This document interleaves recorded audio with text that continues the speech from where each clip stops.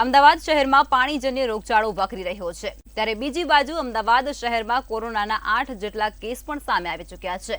શહેરમાં પાણીજન્ય ઝાડા ઉલટીના 374 case, ટાઇફોઇડના 283 case નોંધાઈ ચૂક્યા હતા। ત્યારે કોર્પોરેશન દ્વારા તમામ અર્બન હેલ્થ સેન્ટરમાં લોહીના રિપોર્ટ કરાવવામાં આવી રહ્યા છે। મચ્છરજન્ય રોગચાળાને અટકાવવા માટે ફોગિંગની કામગીરી પણ શરૂ કરવામાં આવી રહી છે।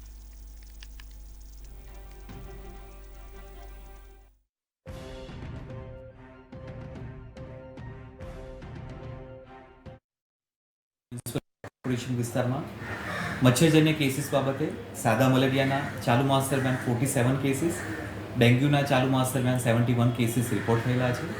હાલમાં મુખ્યત્વે જે ન્યુસન્સ મોસ્કીટો છે તેની કમ્પ્લેન પ્રજાજનો દ્વારા આવતી હોય છે, જે લોકો 155303 નંબર પર ડાયલ કરે છે અને કોર્પોરેશન દ્વારા આ વિસ્તારમાં હાલમાં ફોગિંગની કામગીરી કરવામાં આવે છે।